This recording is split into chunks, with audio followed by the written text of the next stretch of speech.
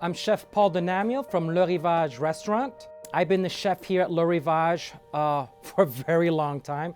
I don't even want to admit how long, but I'm technically third generation in the family. I was technically born a chef. This restaurant has been here forever. We have customers that have been coming here for generations. We have sometimes 3-4 generations at the table. And the best compliment I have is that it tastes exactly as it did 10, 20, 30, 40, 50, 60, 80 years ago. Consistency is a recipe for success in the restaurant business.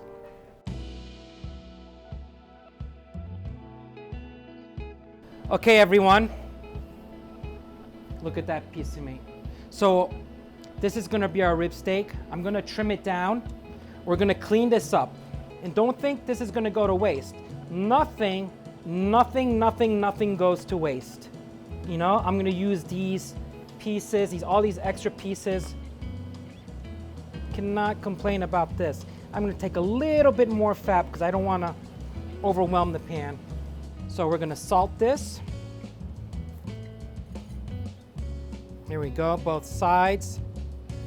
We're gonna do a traditional French steak au poivre. So I'm gonna put the peppercorn. Very generous. It's not all gonna stick, so don't worry. Make sure that it covers that. Here we go. That's gonna be we're gonna put that right into the hot pan. Look, this is the piece that I told you not to throw away, because what we're gonna do, we're gonna use that, and there it is. I got that nicely coated. Over here, we're gonna sear our steak, let it to the side, and we're gonna do our sauce to the side. So right now, I'm just gonna turn it over. As you can see, I didn't fiddle with it the whole time. I let it cook.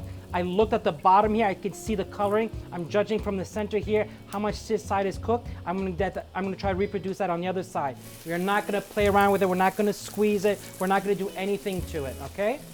So hopefully here we're gonna remove it. We're gonna let it rest. Here we go. So let me come back to the point where nothing gets wasted. Remember, we seasoned our steak before we cooked it, and we're not even gonna waste this peppercorn. We're gonna put that right into our plate here, the salt. I'm gonna add some vinegar. We're gonna do a little bit of TV magic here. We're gonna do some flambe.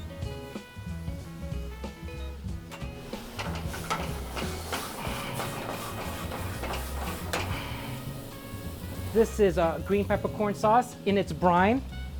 Let's do the green peppercorns now. Here we go. You see how we are?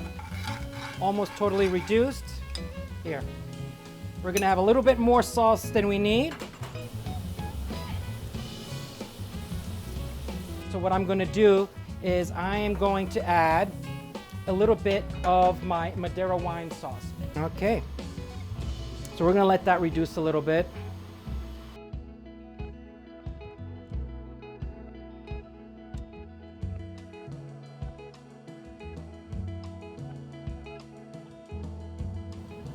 Okay, here we go, guys. So I'm gonna try to get a piece of the deco and the center cut and try to get all the best parts in here. So here we're gonna, oh, that looks amazing. Oh my God, that looks too good. Oof. Oh, perfect.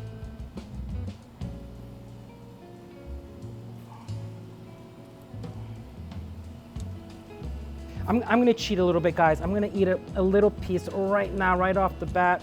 Oof. Oh, wow. Okay, should we go sit down and eat this? We're gonna take a classic French recipe. We're gonna use an American cut of a Japanese beef. And here's another perfect example where I can't adapt a classic French recipe to a dish. You're just adjusting quantities. You're maybe over adjusting a contrast like I mentioned before. But I really think that French recipes are the best suited for for the Wagyu because it's tried.